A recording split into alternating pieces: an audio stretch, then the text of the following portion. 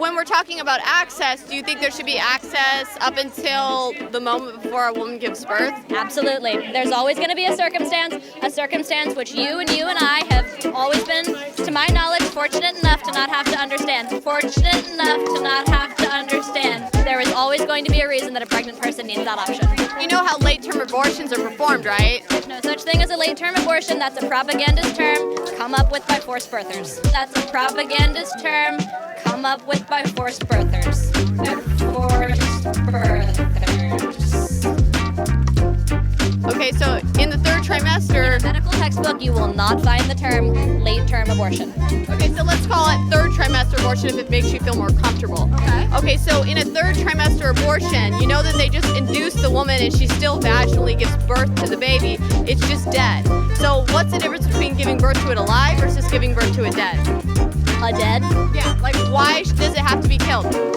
Let's reframe our language. Not only women can get pregnant, so we're going to use the term pregnant people when we're talking about termination and access. Wait, you're saying men can get pregnant? Men can get pregnant. Let's reframe our language. Not only women can get pregnant, so we're going to use the term pregnant people when we're talking about termination and access. Wait, you're saying men can get pregnant? Men can get pregnant. You know how late-term abortions are performed, right? There's no such thing as a late-term abortion. That's a propagandist term come up with by forced birthers. That's a propagandist term come up with by forced birthers.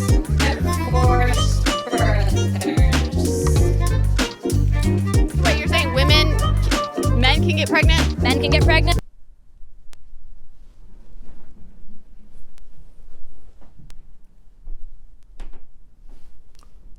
Man, what the?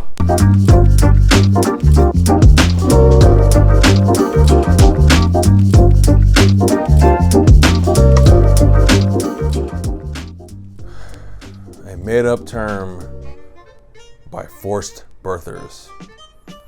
Because you don't care about babies after they're born. This is a common talking point from the left, from pro-abortionists. You don't care about babies after they're born. Late-term abortions is a made-up term by forced birthers. Well, forced birther is a made-up term by pro-abortionists, okay? Abortion's in the third trimester, if that makes you feel any better. It's still an abortion, still a late-term abortion, which happens primarily out of convenience, along with the rest of them, but whatever. Forced birthers, this is a common argument from the left. You only care about babies up until they're born.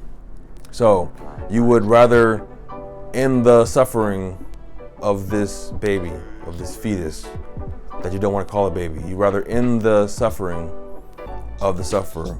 And you think it's okay to play God and decide because it's based on the circumstances of the mother and the potential or lack thereof of the baby.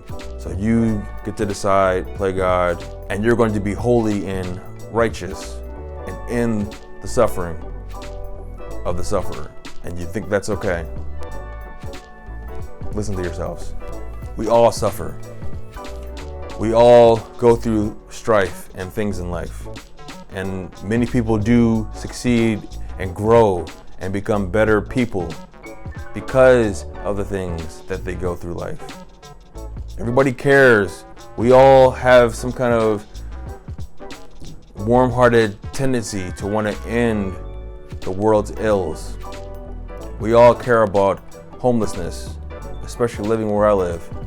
We all care about ending world hunger and the neglect of children. Some in the foster care system that may be terrible and bad. We all care about these things. We can do lectures about how to solve these problems. But what does that have to do with ending the life of this child? What does that mean? Like how does that connect to ending the life of the child? Ending the suffering of the sufferer. Because we can go on and on. We can have a debate about how to deal with homelessness.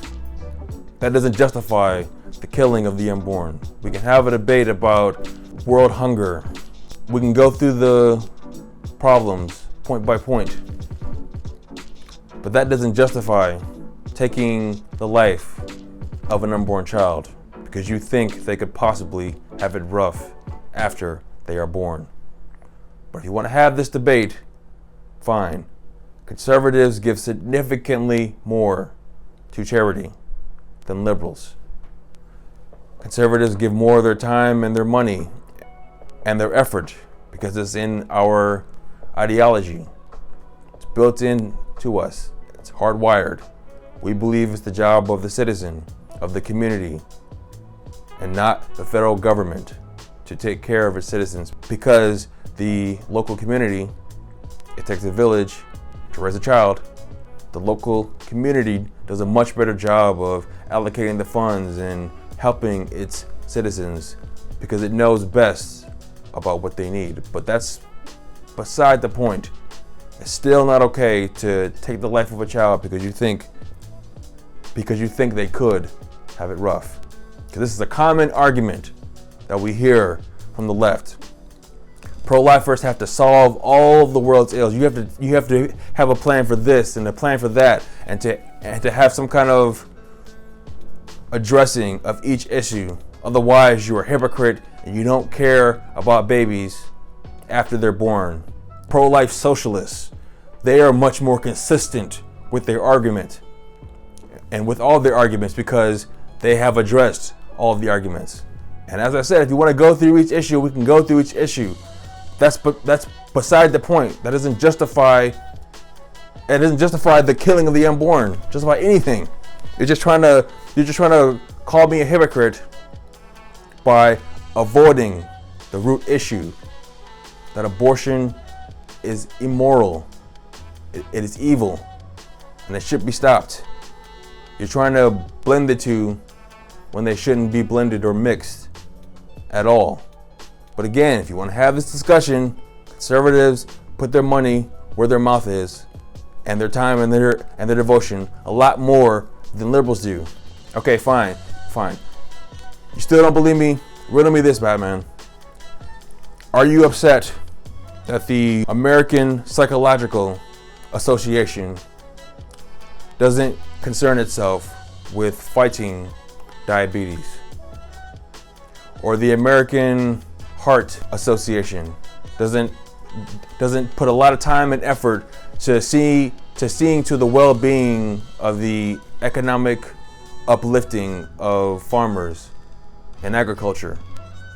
Or podiatrists don't care much about heart healthiness?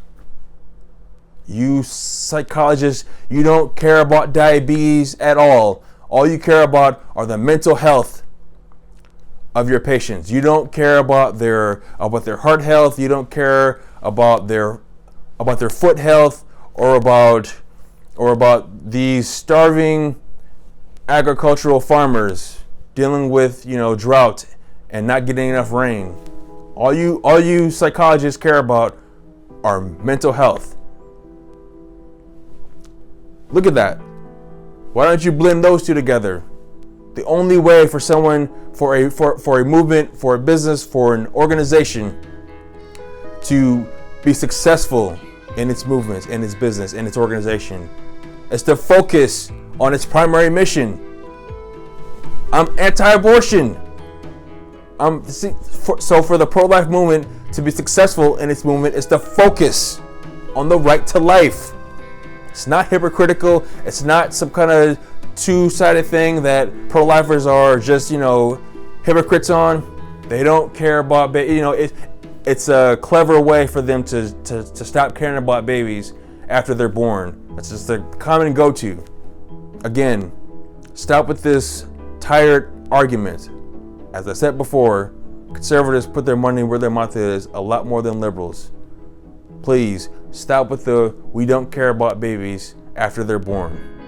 Because if you really felt that way, you would focus all of this attention and energy that you have towards pro-lifers, and you would direct it at every organization for not caring about every other problem in the world. If you want to work together with us, let's all come together and try to solve these problems. But stop trying to make everyone out to be a hypocrite because they don't care about every other thing in the world other than the focus of their mission, of their business, because all it is just an excuse. It's just an excuse to get by and to not talk about what's really going on here. That abortion is immoral and evil, and it should be stopped. And people just want to continue on with what the average abortion is. Even those in the late term, however you want to say that is done out of convenience.